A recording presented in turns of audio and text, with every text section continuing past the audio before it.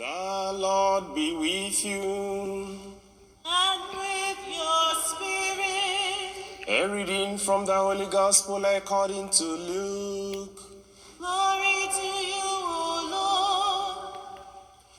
Lord. Jesus entered a village where a woman whose name was Martha welcomed him. She had a sister named Mary who sat beside the Lord at his feet, listening to him speak.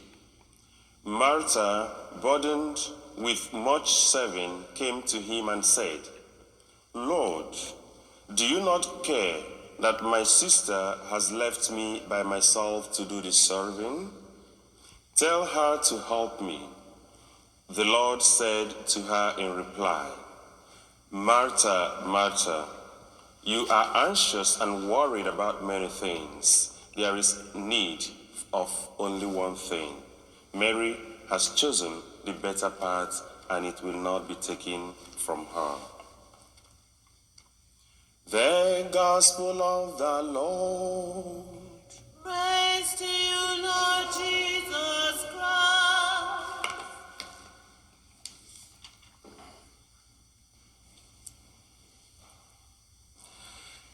Beloved brothers and sisters, at the beginning of the Mass, I mentioned that today, the 29th of July, the Holy Mother Church celebrates the memorial of Saints Martha, Mary, and Lazarus, the friends of Jesus Christ.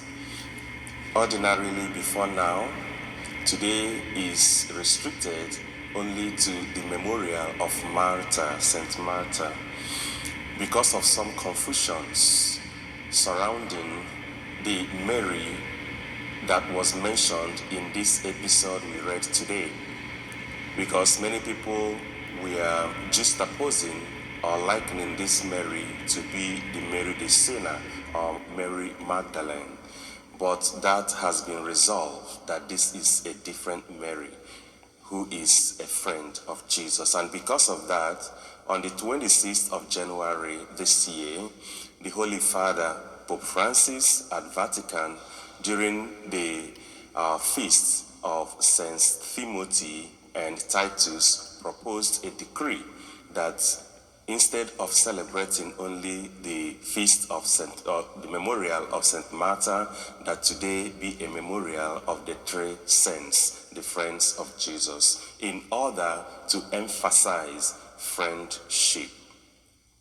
In the first reading of today, we heard about the building of the tabernacle, the content of the tabernacle, and the descent of God on the tabernacle in the likeness of a cloud. That is to show the presence of God always with his people, depicted in his history with the people of Israel.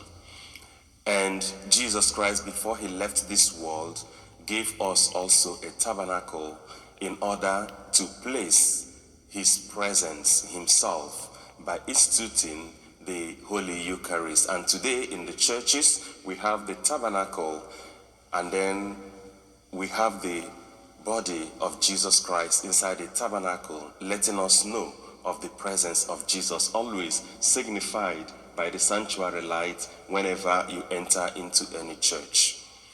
It shows also the presence of Jesus in our midst. Therefore, Jesus' friendship wants to remain and abide with us forever, as God's friendship was with the people of Israel. In other words, trying to let us know what friendship should look like. In the gospel we read today, according to the evangelist Luke, if you are to go a bit further before where we took today, one would see that this encounter between Jesus and his friends, or in the house of the friends, took place 6 days before the feast of the Passover, and of course his passion. So he had to meet with his friends, Lazarus, Martha, and Mary. So he needed the company of his friends at this critical moment of his life.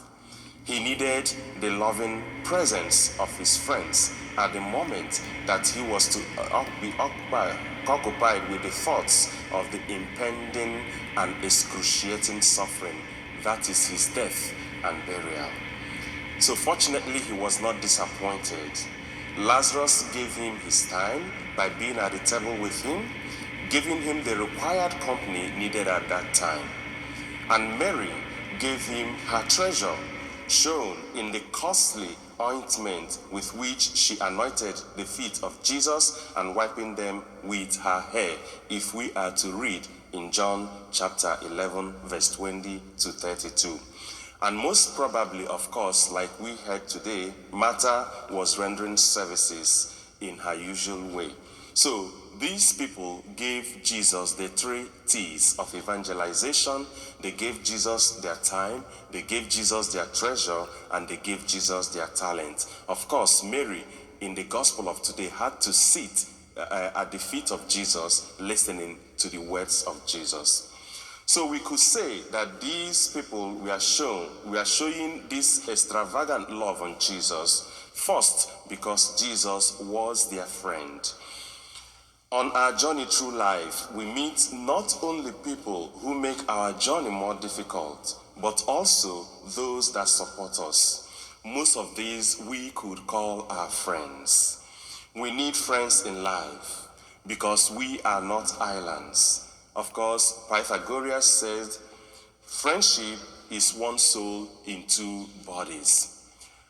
But as one psychologist called Matarazzo says, and rightly so, the trouble we have today in the world is the scarcity of good friends. Of course, in our community, we are to ask ourselves if we are really good friends, if we are really making good friends. Sirach chapter 6 verse 14 says, a loyal friend is like a safe shelter. Find one and you will have found a treasure.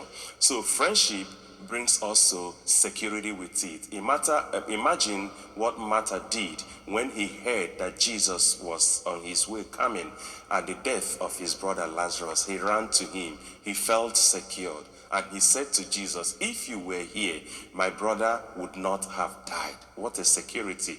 And he said, even now that you are here, I know that whatever you ask God, he could comfortably and conveniently do it for you. And through that means she professed a very strong belief in Jesus. I believe that you are the resurrection, the life. Anyone who believes in you will not die again. And today also, she welcomed Jesus in their home and having security with the presence of Jesus. So, a friend is a person familiar or known to you, a person you like and love, a person who confronts and helps you and is available to you at your hours of need, a person who prays for you, someone you can confide in without being laughed at, someone who knows all about you but still likes or loves you, someone who understands even your silence, your smiles, and your tears.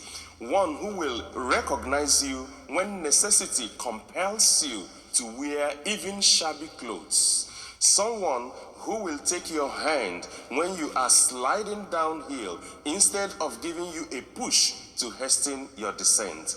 One who would fight for you at all costs. One who will talk of you behind your back as he or she talks of you in your face. So as we reflect on friendship and love, know that friendship is not a ready-made garment, but a piece of material to be tailored. So it is a house ready for, friendship is not a house ready for occupation, but a house to be designed, to be built, to be furnished, and to be repaired.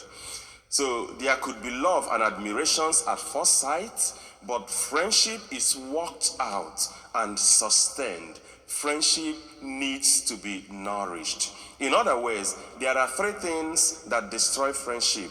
Or we can say there are many things that destroy friendship.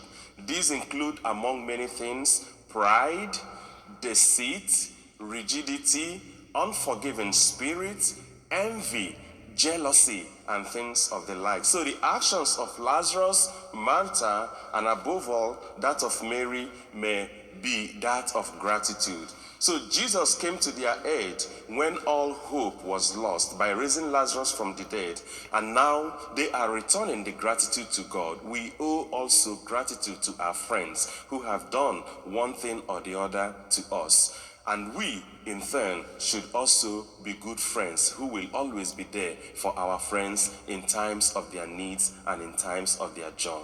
So the question we have to ask ourselves today, do we make good friends? And are we good friends?